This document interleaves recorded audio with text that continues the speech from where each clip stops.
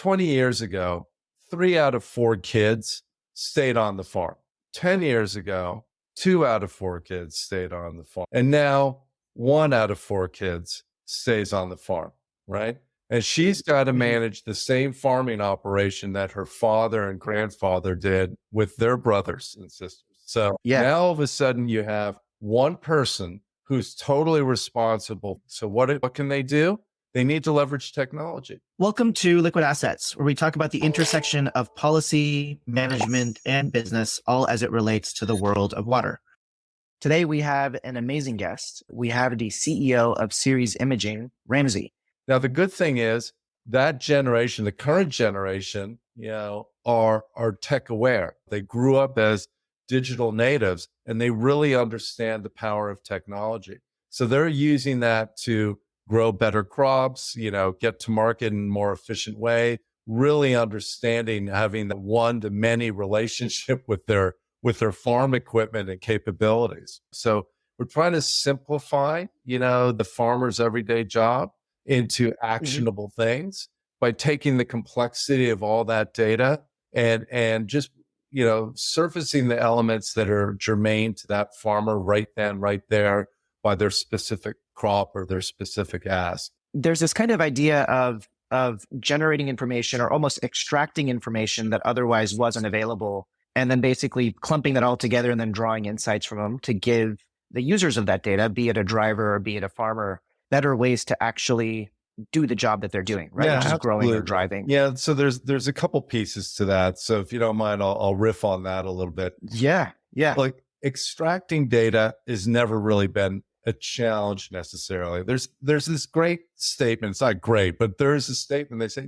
farmers don't buy technology. That's not true. That's absolutely not. If you look at the sophistication of things that actually are happening on the farm in any given day, they're very technical, whether it's the complexity of driving a modern tractor or a combine or looking up weather or rain information. There's a lot of things the modern farmer needs to look after. What the farmer doesn't want to do, though, is become their own system integrator. There's some amazing pieces of technology out there right now, right? But they're very much a point solution, right? And in many ways, they're a feature masquerading as a company. And for a farmer to really draw insight from, they would have to lump 6, 7, 8 different pieces of technology together and then aggregate that into a single view. I don't do that on my own, on my own iPhone, right? So why should we expect, them to do it as well? They're people too. So I think, our value has been really to synthesize all that data. So it's not only our first party data that we source through our camera system, but we pull in field data, field IoT data, weather data, yield data, legacy satellite data, and we munch that all together in our back end. And then our algorithms, our AI plays over that data and does recommendations and insights and learnings from the data. And then it presents it in a very simple and joyful way, right? They're colored reports. It's very specific.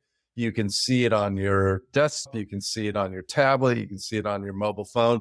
And it's very intuitive of what's happening there. So we're trying to simplify, the farmer's everyday job into actionable things by taking the complexity of all that data and just, surfacing the elements that are germane to that farmer right then, right there by their specific crop or their specific ask. And that's part of the complexity. That's the nature of technology, right? Is simplifying it to make it intuitive and usable. Like Apple, right? Apple's done an amazing job at things like that. Beautiful. I love that phrase of it's a feature masquerading as a company. I want to kind of double click on your background a little bit. I didn't know that you were born or raised down in South America.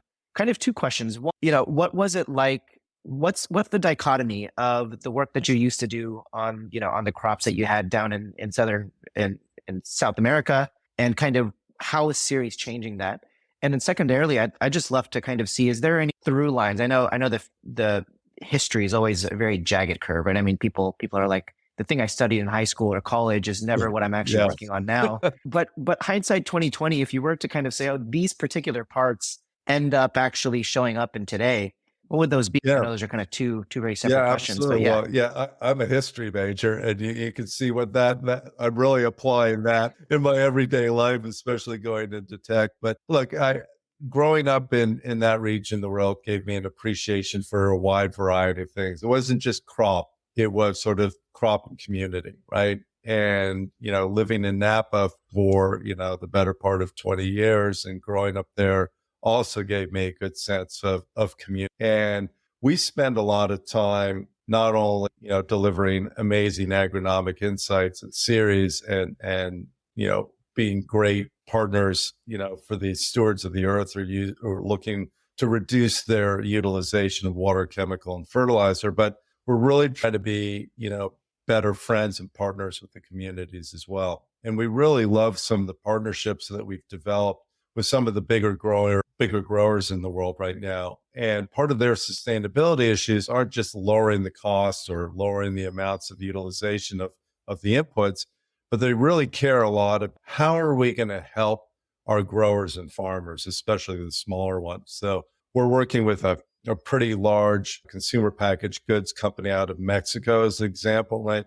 They're a $22 billion business. They own everything from the farm field to the bakery. But their program is really centered around how do we help these farming communities participate in the modern world, but not expose them to high risk of chemical or bankrupt them by forcing them to pay lots of money to buy all these inputs so they can make a subsistence living. And I just love that change or that mind which says, look, I'm a big grower, but I still care about the small farmer who's, growing potatoes, for us as an example. And so, that's very analogous to how I grew up, because when I grew up, our farm was very close knit, right? We had we had a school, we had the well, we had our own power generation. I mean, we were totally independent and off the grid, but we made an effort to, help the whole town that we worked in. And I love that continuation of that community. Now all we're doing is we're bringing technology, more technology to bear to help everyone out.